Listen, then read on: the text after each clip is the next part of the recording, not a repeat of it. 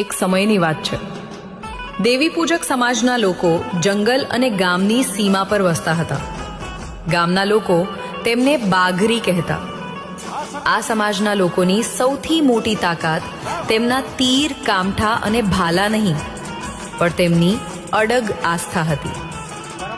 તેઓ પોતાની ઈષ્ટદેવી પર અતૂટ વિશ્વાસ રાખતા અને માનતા કે ગમે તેટલી મુશ્કેલી આવે, દેવી તેમનો સાથ ક્યારેય નહીં છોડે. સમય બદલાયો. અંગ્રેજો ભારતમાં આવ્યા.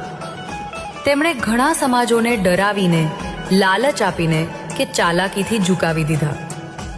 પણ જ્યારે તેઓ દેવી પૂજક સમાજ પાસે આવ્યા અને તેમને નીચા પાડવાની કોશિશ કરી, ત્યારે આ સમાજના વડીલોએ છાતી કાઢીને કહ્યું, અમે ક્ષત્રિય છીએ, અમે દેવીના સંતાન છીએ, અમે લડીશું પણ ક્યારેય ઝૂકીશું નહીં, ભલે પછી અમારા પ્રાણ કેમ ન જાય.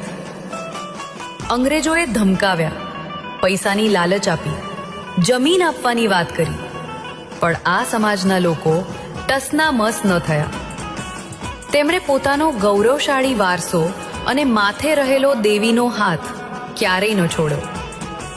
આજે પણ દેવી પૂજક સમાજ એ જ એટીટ્યુડ સાથે જીવે છે કે મુશ્કેલીઓ ભલે ગમે તેટલી મોટી હોય, અમારી મહેનત, હિંમત અને માતાજીનો આશીર્વાદ હંમેશા તેનાથી મોટો છે.